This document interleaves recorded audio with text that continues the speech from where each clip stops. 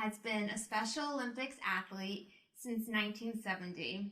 She is a self-professed woman of faith who shares her life story that carries a heartfelt message of acceptance, hope, and tolerance for all people around the world.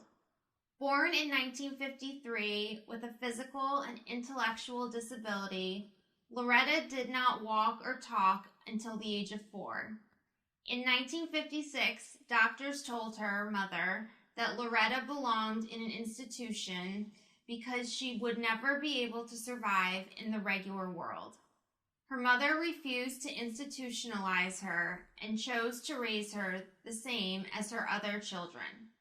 Despite Loretta's different abilities, which led to years of being bullied and teased, she learned to persevere and credits the Special Olympics as her positive force that turned her life around. Loretta discovered a passion for running early in her life and has now completed 26 marathons. In addition to running, she holds a 4th-degree black belt in karate, is an avid tennis player, and continues to be a multi-sport competitor in the Special Olympics. Can you share a little bit about your journey from the beginning to now with your differences, or difference, I should say? Well, when I was born, my mother was told that I was blind and I didn't see it at the age of 4. And of course, she wanted to put me into elementary school, just like her other 7 siblings. And I was held back the first 3 years, and you know what happens. I don't know if it's happened to you with a person with disability, but anyone who's different. My grandnephew is very, very bright. Of course, he's getting bullied. And that's what happened to me, because you could see some of the physical difference, but it didn't show out as much. If I was walking down New York City, most people wouldn't know I have an intellectual disability walking past me. Mm-hmm. Like I said, 85% of the people in the world has some type of different ability. I like to use different ability. Of course. So my mom raised me with her other 7 children, and I noticed she was hard on me. She wanted me to talk clear. She wouldn't let me get away, even though I didn't talk much, because the reason why I didn't talk much, I developed an anger. And then I, of course, was sent to a counselor to be tested, and to the hospital to be tested, going through all the tests and riffraff.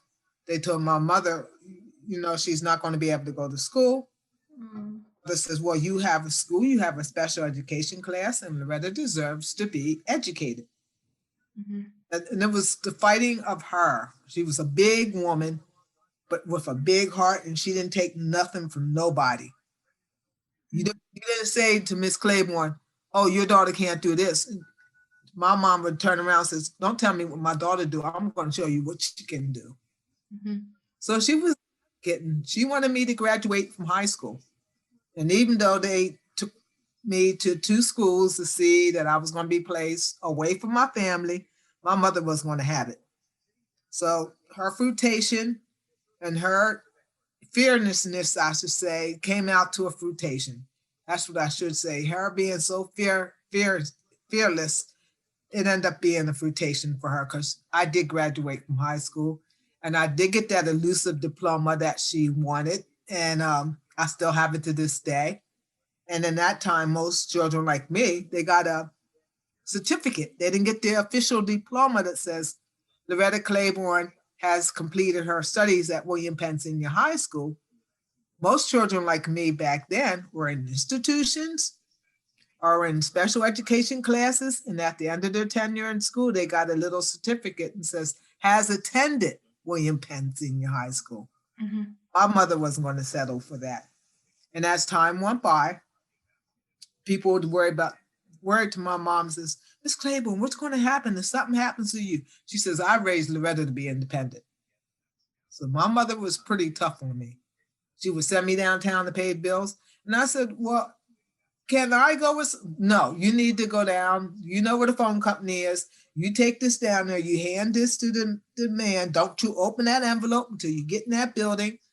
She would just wanted me to be independent. And everybody thought, oh no, there's no way she could be independent. Well, miss, I own my own home. I just got done paying my property taxes, and I've been in this house over 20 years by myself. And I Congrats. complained to the city. So we talk about people with different abilities, and people assume, but there was my mother who fought. And today I'm the Chief Inspirational Officer for Special Olympics. I serve on the board of directors. I serve on the executive committee as the co-chair, and I do many other things. I knit hats for hospitals for preemies. I will never get to see none of the little babies that are born, but I have about 4 hospitals, and one of them is a huge hospital in Pittsburgh which deals with women only, called McGee. And I also knit knockers for women who have breast cancer. It's a little insert that goes inside their undergarment to fill in the space where they lost their breast. And I send them out. I send them to another lady who has coordination out in Washington State with this cancer center that does all these things. And so I'm able to get back in my own way. That's amazing, Loretta. You're great. I mean, I mean, challenges are challenges, but you have, kind of created your way with your challenges and showing that you, even though your abilities may be different, you can do so much, and you've triumphed and proved a lot of people wrong. I have to laugh when somebody says, oh, well, you got over that. I said, no, I learned how to work with it. Of course. The challenge is always there. Of course. The ability is always going to be there. Of course. From the day I was born to the day I die, and they're not going to put on my tombstone, I hope, a person with intellectual disability. I hope they put on my tombstone that regardless of how things look at the beginning, they end up much better in the end. Right. So what do you find, just for our audience, to be challenging for you having an intellectual disability? What I find challenging is that people assume. They assume, like, does this person really have an intellectual disability? If they're not around me, they don't know. But when they're around me for a while, then they notice. But, the assumption, I don't look like I have Down syndrome. That's one thing that they think, somebody with intellectual disabilities. I don't talk different than anyone else because my mother made sure that I talk right. My mom was really strict about that. If I would say, oh, hers at her house, she would turn around and she would grab me and she'll say, what did you say? I don't send you to school to talk like that. Now you talk like you know some English. Right. She is at her house. And that's how my mother was. So people assume that you look a certain way or you dress a certain way, and that's not true. Because people with intellectual disability and other disabilities, autism, I know some people who are going to college. I know people who are driving. People like me, I own my own house. Now, does most of our people? No, because there are some people who have more difficult times with the challenge they have. But there are a lot of people who I always say, don't judge the book by its cover, you judge it by its contents. Exactly. Used to always say to me. Yeah. So assumption is pretty bad. My mom used to say to me, don't assume something. There's many a man in this grave for assumption. Of course. I don't know if your mom is still around, but does she No. She's not. All right. Sorry. Well, she was. Yeah. Spirits here. Yeah. No, I'm sorry to hear that. I wasn't sure, but I was going to ask, what do you think she would say to you now after, where you are today? I mean, she saw you grow up, for her life. I'm pretty sure she's sitting up in heaven and saying, God, you really blessed me, right? And Loretta is doing better than what anybody would ever thought she would do. Yeah. Because my mother never owned a home. Oh, wow. No, that was one of her dreams. Oh, wow. And look at you. Her dream became my reality. And that's what I say when I go to schools and I talk to young people. I said, you know what? My dream is your reality. I wished I could have been on the track team. I fought to get the track team started at my high school.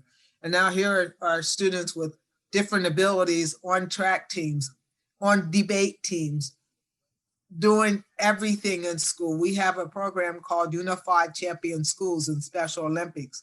In the lower grade, they start like as a club, social interaction. Then in high school, they play on teams, and in college and mentor each other. And it's just so much that when I went to school, you were put in one little room, typically down in the basement of the whole school. And the only time you saw the light was when you went to gym class, home economics, or the lunchroom. Mm-hmm. So basically, our classes were hidden. Were we in the school? Yes, but were we a part of the school? It's like being at the dance. Somebody invites me to the dance. Oh, I'm going to invite my friend with intellectual disability to the dance. And I get to the dance and I'm sitting there watching everybody else. That's not inviting me to the dance. But when my friend comes and says, hey, Loretta, we're going out to a dance tonight. There's going to be a bunch of us and we're going to just, pal around and dance together. Then you're inviting me to the dance. Mm-hmm. And that's basically how I thought about school. I was a part of the school, but I wasn't a part of the school. Yeah, of course. So how did you get involved with Special Olympics? Long story, when I was in high school, I was in 10th grade, they had a new program coming out, and it was the program that sent presidents for all students, basically. But they started with our special ed class, and it was a school to work. So basically, they wanted you to go to school a week and then work a week, so that when you graduated, once you graduated from high school, you went to the shelter workshop and you had a full-time job. Mm-hmm. Nowadays, they still use that same practice, even with regular ed students. They hope that the student takes on something, a job at a McDonald's or something like that, a couple hours a night, so that he or she can make some money and do things that maybe pay for their phone, pay little rent to their parents, show some responsibility of having a job, because they know 2 years later that kid's going to come out of school, hopefully go to college. Every kid doesn't go to college. Hopefully know that you have to have a job to survive. Mm-hmm. And now with students with intellectual disabilities here, they're trying to program, they're sending the kids to a trade school, to a regular trade school in 9th grade. So they give them 3 or 4 trades and they figure out between the school and the student, after they take those 3 or 4 trades that first year. Like I have a friend, she wants to do childcare. So by the time she graduates from high school, when she's 21, she'll be able to go somewhere and work in a childcare center. Mm-hmm. I didn't have that. Right. So this to see the improvements, but we still have a long way to go. Oh, absolutely. Big time. I agree. And there's always going to be improvements over time. I mean, life is not a straight line and progress is not. Especially for people with different abilities. Right. Exactly. Healthcare issues. Exactly. So you started competing in 1970. Can you tell us about the moment when you won your first medal? I actually started running in 1966. Oh, you did? Okay, sorry. For girls at all, across the board. No schools, no sports. Title IX started in 1971. Okay. So I was going to school to work program in 1969 when I went to 10th grade. A coach noticed me on the weeks I would go to work. They said, how come you don't take the bus? And I looked at the counselor and I said, I don't like taking the bus. I said, because there's some smart people on that bus, and I got kicked off the one bus. So I would run back and forth to work. He says, well, I think I have something for you. And that day was not a good day because I got in a fight at the workshop with a guy. And the counselor called me in that evening, and everybody looks around and says, hey, guess what? That's the end of her behind. She's out of here. They thought maybe I was going to just go back to school. But the counselor called me in not dealing with the situation that happened that morning. He says, I think I have something you'll like. I see you running back and forth and you don't take the bus. I'd like you to be in this program. And I looked at him and said, Mr. Lee, I can't be in that because my mom don't have no money. I said, every time you start something, then it costs us money. It starts out being free. Well, Special Olympics was not free. Mm-hmm. And I did my first competition out at the local college here. And it was not many people, a couple of people, because most schools didn't give people with intellectual disability the opportunity to go to school. A lot of my friends were still in institutions, or they had a private school for persons with intellectual disability. So the few places that was around, they had their first meet. And I remember the ribbon. My first ribbon was homemade, and I still have it. I think I still have it. That's amazing. Well, I'm proud of that ribbon because I got a chance to be on my true love, have the opportunity to run track. And I was the one who started the track team in the school. Mm-hmm. They were having problems, with Title IX. I was the one who went to the principal's office and they asked Mr. Eckenroe, can us girls train at the field where the boys are when they're not there? Because the field's not open every day. And he said, no, but you can train in the hallway. So that's about the extent of girls' sports. So when I got into Special Olympics, I didn't have to worry about what those other girls were going to say to me. I mean, because they really used me. And I got in Special Olympics, and with the help of my counselor, I had the opportunity to enjoy something I really wanted to be in part of. Yeah, absolutely. And sports is it's such a great component to life. I mean, regardless of whether you're, you are, but, an athlete or not. I think I don't know, it really adds levity to your life just from a healthy. It teaches you so much. Mm-hmm. I remember when I first got in the Special Olympics, Coach knew I had behavior problems because I hardly ever talked, and I was just always on the end, always had my fist up. And I'm a 4th degree black belt. And he knew that I had some problems, but how he would fix my problems, and I took a lot of medication at the time. After he got used to being around me, and he would take me to these practices, knowing they were a couple towns away. He picked me up at the workshop on that Saturday morning. And when I really got comfortable, there was a state meet that first year.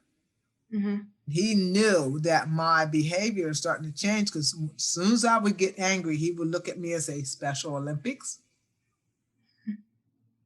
And then I would just drop everything and get my head back together and think. Because he knew he had something that was better than that pill in the jar. And all he had to do, he says, I'm going to fix her. Mm-hmm. He was on a mission. I always said he had methods to his madness. Of course. My first time in Special Olympics. And there was no problems after that because I started to mellow out. Mm-hmm. Right. And so take a pill. Right. So you had a relationship you were very close with Eunice Shriver. Eunice, Mrs. Shriver. She would always tell me, don't you call me Mrs. Shriver, you call me Eunice, we're friends. How would you describe her? I'll tell you what, if the woman was living today, she could run this country better than anybody who's running in that White House right now. She was tough, and she didn't take no crap from nobody. And She knew when she met me that I kind of had an air to me. And I'll never forget it, in 1972, I had the opportunity to fly to the National Games, not National Special Olympic. It was the National Special Olympic Games. So in order to become Special Olympics, you have to get the charter from the IOC. Mm-hmm. And that was way before they got the charter. And one night it was about to blow my top. Somebody cheated me in the race. And my original coach wasn't there to vouch for me. And I was really upset that I didn't make the final. And so they were walking me back to the dorm at UCLA. And I remember the counselor saying to me, see that lady over there? And I could see this lady mingling in between crowds. And then finally, this woman met my counselor. She actually could read my mind. Interesting. Read my mind. And she looked at me and she knew the right questions to ask. But my counselor was sitting there. If this kid acts out, I'm going to fix her. When we get back to that dorm, I'm calling her mother, because she knew that my mother was strict.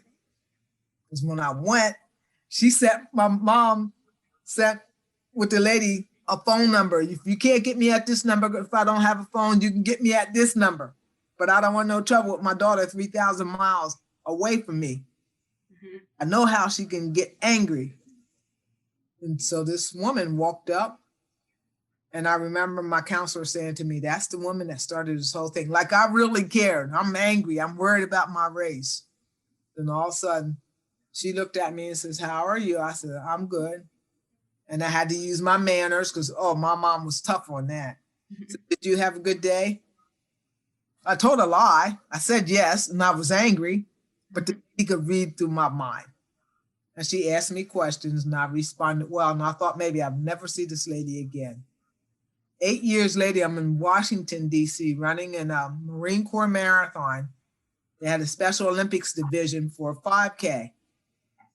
And this lady walked up, and she says, hello, my name is Mrs.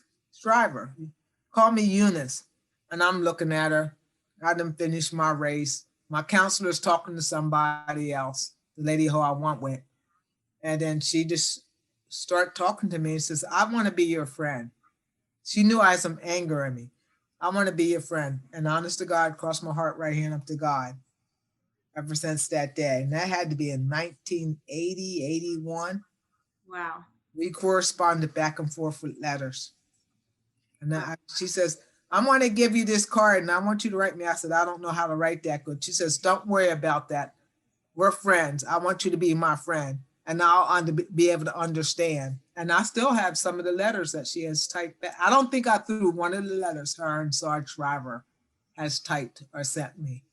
Yeah, it must be upstairs on the 3rd floor in a box somewhere. Oh wow, that's very special and it's unique. And she sounded like an amazing lady and a tough lady. Absolutely. She was a great advocate. I think she's one of the. If there was supposed to be a Nobel Peace Prize, she should have won it. And I did try to work with the right. I couldn't nominate her for the Nobel Prize.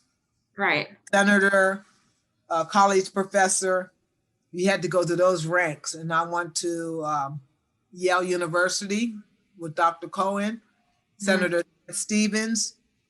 I went up high, and I got to write letters and know people, and they would submit her name in, but she's never won it.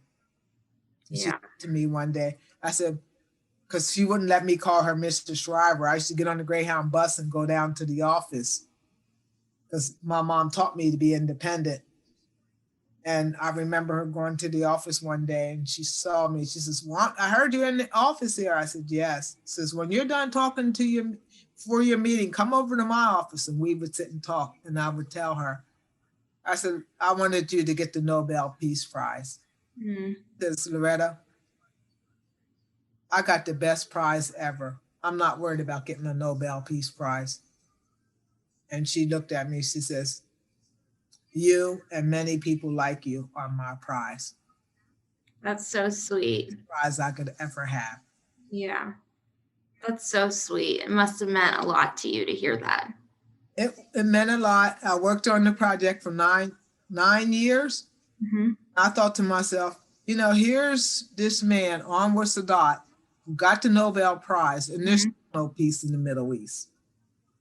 And here's a woman and her husband who dedicated their lives for human rights, for people that had the right to have somebody represent them, or somebody who's very young and impoverished, for kids to go to school because her husband with the Head Start, and her fight for people with intellectual disability. Even though she started through sport, she just advocated beyond that. Mm-hmm. Yeah, absolutely. So you're very involved with the Special Olympics, clearly from our discussions. Yeah. And you take a big leadership role and advocacy role. So how did you make the choice or want to become such a leader and advocate for people?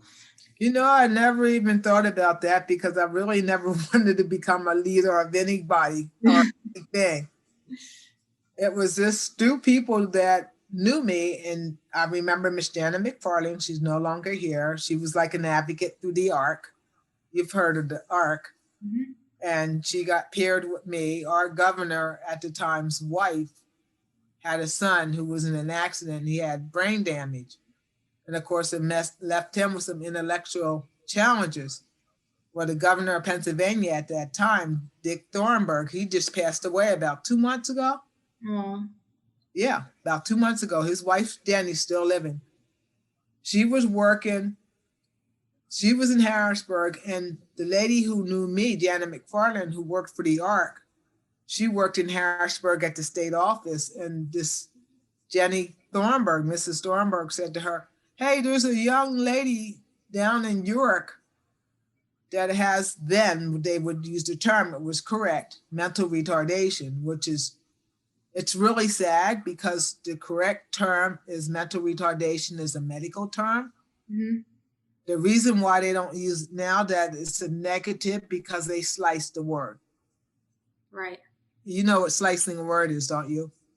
They take a proper word and cut it off and make it slang and make it every day. Oh, okay. Sorry. Okay. I wasn't aware of that. Mental retardation is the medical term, but nowadays, oh, you're a retard. Oh, did you see that guy hit that basketball over there? Man, he was acting like a retard. Or say like David Justice, what is with his pitching today? He's so retarded. So it made it slang. Right. Made it everyday drawn to pick on people. So that's why they don't use that word anymore. Started out correctly. So that's where I'm a big advocate that when I watch TV, and I just saw on TV about people with autism on Dr. Oz yesterday, and they kept on saying, special needs kid, that special needs kid. No, it's a kid who has special needs. I know, yeah. Wording is important. Very important. I know. And people say to me, too. Yeah. They'll say, what do you want to be called? Aren't you African American? I said, I've never been to Africa. I said, I know part of my mother's people are Chippewa Native Americans. Right. So I said, I would just like to be called Loretta. And if you have to identify me, okay, Loretta, who happens to be Black. Right. And it the person first. Either, your color doesn't define you. Yeah, my color doesn't define me, and my intellectual disability doesn't define me. Right. And that's what we hope other people will get to.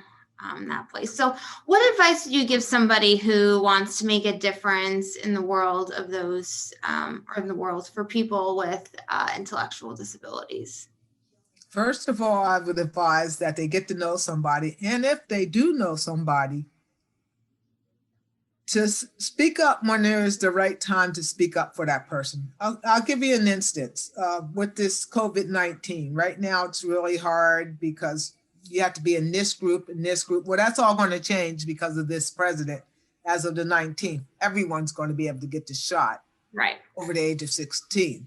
But there are people who live in apartments. There are people who live by themselves, such as I. If I didn't watch TV, I don't have cable TV now, and they have little antenna, and I listen to NPR. So. Was that a choice you made? That's a choice I made.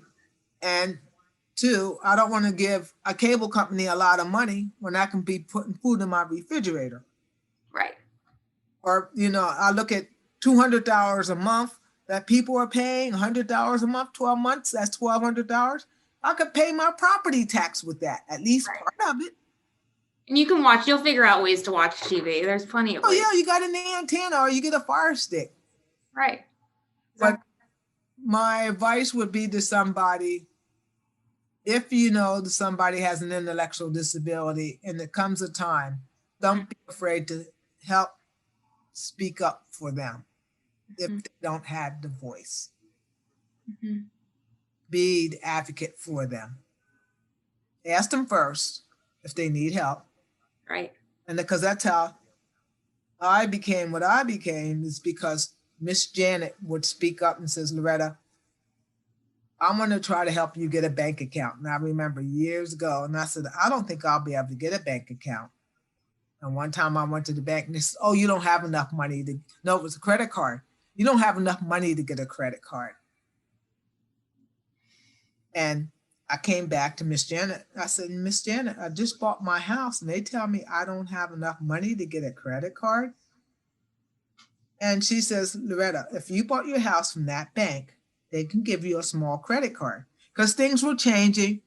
I would go to a hotel and speak, and it used to be you could give $20 and that would cover your essentials. So if something was taken in the room, they keep that money. Or something broke in the room, they kept your $20. Well, then the whole hotel thing changed. You must have a credit card. So I would come back and say, Miss Janet, I don't know. The hotels are saying they don't want to. The hotel told me this will be the last time they'll take my payment like this. I have to have a credit card. So she was able to help me go through the things. I'd bring the papers home from the bank and I would fill them out, and then I would get a notice, oh, you do not qualify. And so Miss Janet says, you go to the bank and you ask them, why don't you qualify, and tell them that you bought your house, you have your papers, go show them your papers. So I took my papers down and said, you know, I bought my house from you. I said, and here it is. I can't get a $500 credit card just to check into hotels.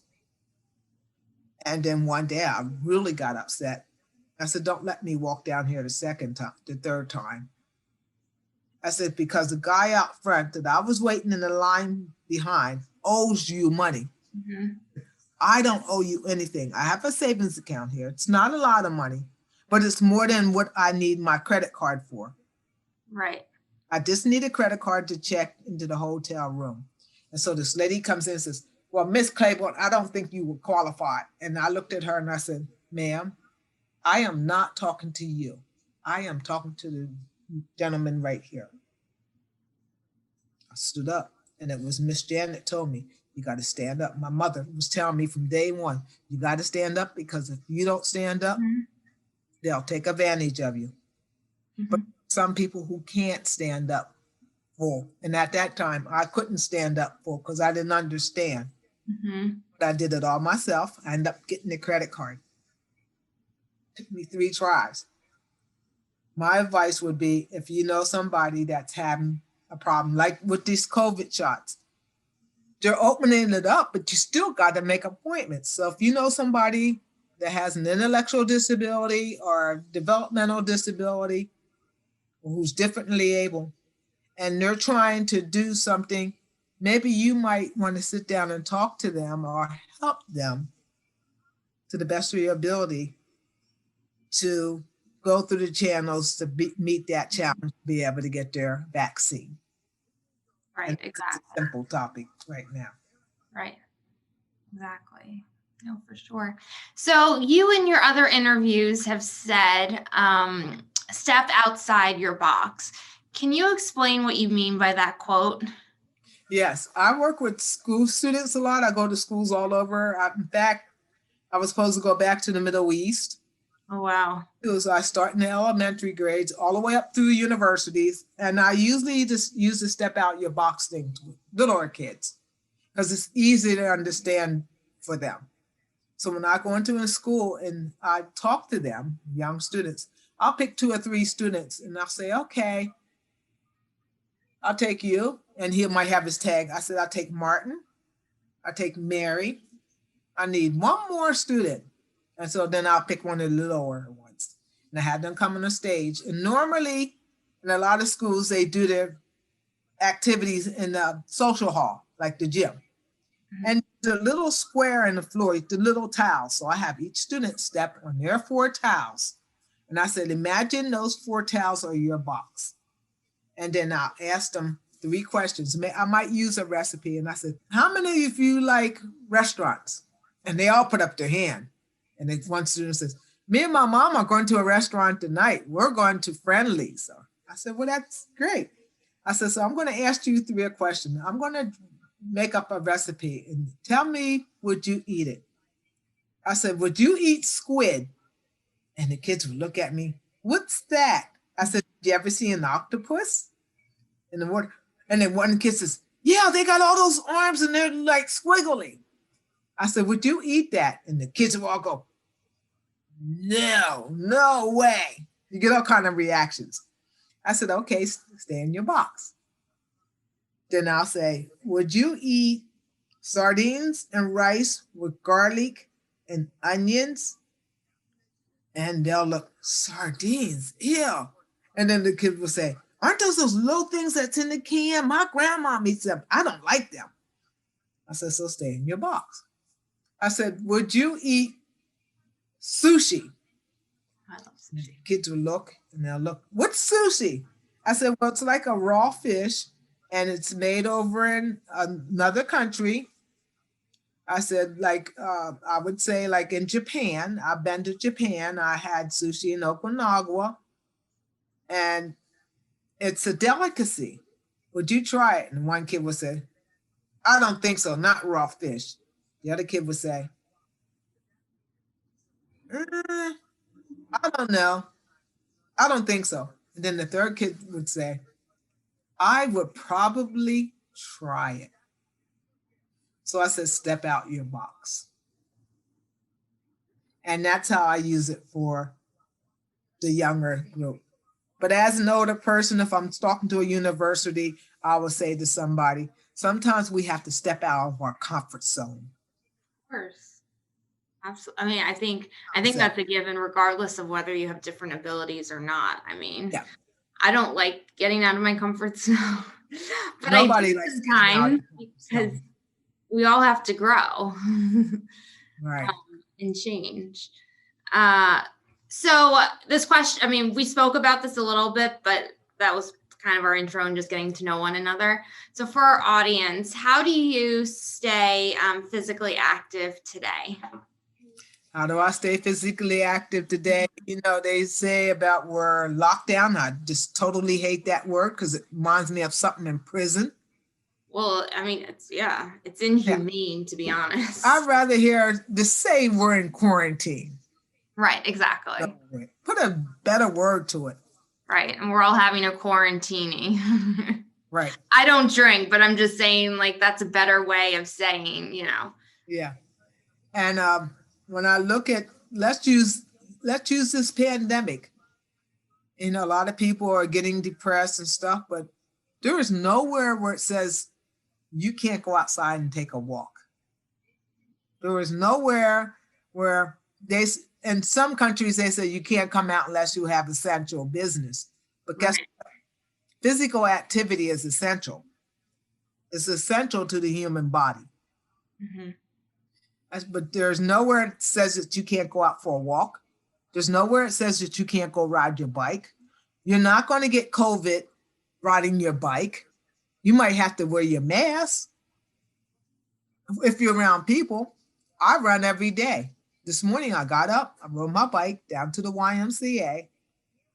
I have what they call silver sneakers for people over 65. And people look at me, oh, you really stay in shape. I said, so can you. Silver sneakers doesn't cost anything. The Y is open. Yes, you had to wear a mask inside the whole time. Yes, you have to be 10 feet away. You take your chair, you take your ball, you take your weights and your rope or your tubing, and you go to your spot. But I always tell people, physical activity is more than just physical. It's really good for your social well-being, your emotional well-being. When I'm out, I'm going to probably take a run. I'll go up and hit tennis balls. But this morning, I rode my bike, went down to the Y. I did the spin class. I left the spin class. 10 minutes later, I got my stuff, wiped my bike down. They put the bikes away. I went next door to the silver sneakers class. I did that for an hour, rode my bike back home, got a cup of coffee, And now I'm deciding whether I want to go running or go up to the park and hit tennis balls. It's amazing. So how do you keep yourself And that keeps me occupied because I live by myself and they don't want people from another household in your household. right? Now I do have a friend, her and her husband live about a mile from here. Like last night, we went to refit. She picks me up every Tuesday and Thursday night. And it's 5 ladies in the church building. We have a huge church hall. We don't tell anybody about refit. And the instructor, and we do our refit. That's amazing. I stand for an hour. And then in case it rains or something and I don't get out, or say if they shut their Y down and we can't go to Silver Snickers, I have equipment here, you know, just little weights, a mat, some springy things, because my house is tiny. So how do you keep yourself, it's not sane, but how do you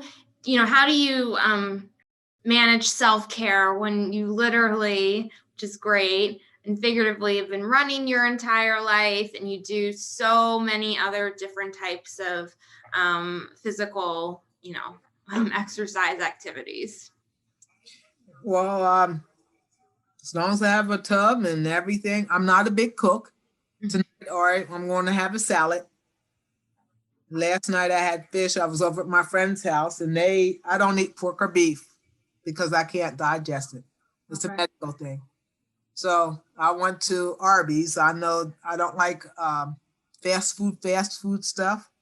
Right. So the fast food places, there are 2 places I like, and that's Panera and Arby's.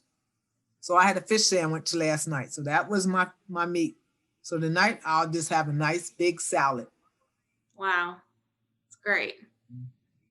So yes, go ahead. Oh, sorry. That way I can keep my weight down, and I'm not one of these dieters. I'm not skinny mini, but I'm solid. I'm a solid person. Yeah, and you keep fit and, exercise regardless. Exactly. You don't do it for that, always helps, with. I'm not doing it to wear a crown or a tiara. I'm not doing it. I always tell people at my age, shape doesn't matter. You're so funny. No, it really doesn't. It's about the person. It's not about the person.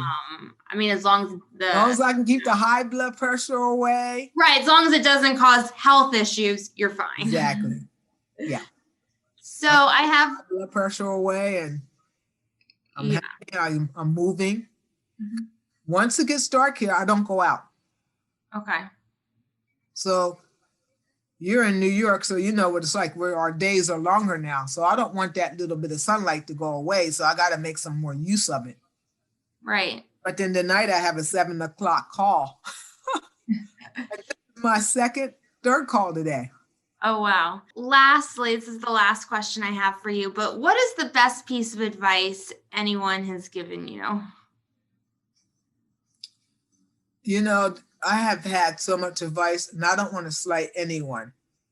But my mom always said to me, Loretta, it's not how much you have, it's what you have and how you use it. That's great advice. And I would say to her, what do you mean by that? She says, you don't have to be rich. But it's not how much you have, it's what you have and how you use it. Mm-hmm. Use what you have and use it wisely. Mm-hmm. Just because that person next to you in school might live in a mansion, that doesn't mean nothing. If he doesn't use what he has wisely, it means nothing. Money doesn't buy happiness. Kid, but you can try your best to use what you have. Of course. Get your education and utilize it. Yeah.